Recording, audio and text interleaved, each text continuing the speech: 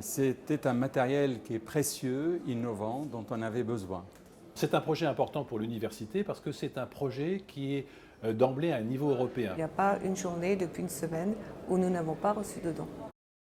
La Fondation Rabelais vient de lancer une souscription auprès du grand public afin de financer un débitmètre, un appareil innovant qui permet de mesurer pendant une transplantation hépatique le débit sanguin à l'intérieur d'un vaisseau qui irrigue le foie. On peut ainsi déterminer quel type de greffon attribuer à chaque patient et comment intervenir pour en optimiser le fonctionnement.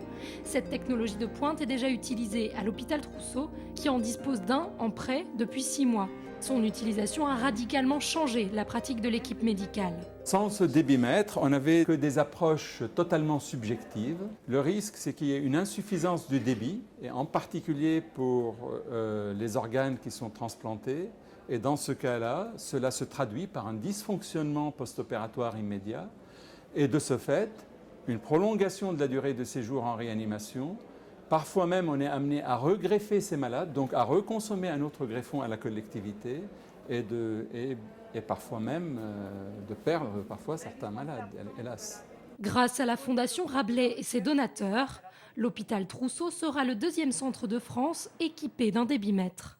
Lorsque on a des gens qui bougent au point de vue recherche, au point de vue innovation, ça veut dire aussi qu'ils bougent au point de vue pédagogique et que pour les étudiants, c'est évidemment attractif. Une ville qui bouge, une université dynamique, un CHU qui a de bons résultats, tout ça c'est un ensemble qui fait qu'on a envie de venir à Tours et à son université. Afin de pouvoir acquérir l'appareil, la Fondation Rabelais doit réunir 60 000 € de dons.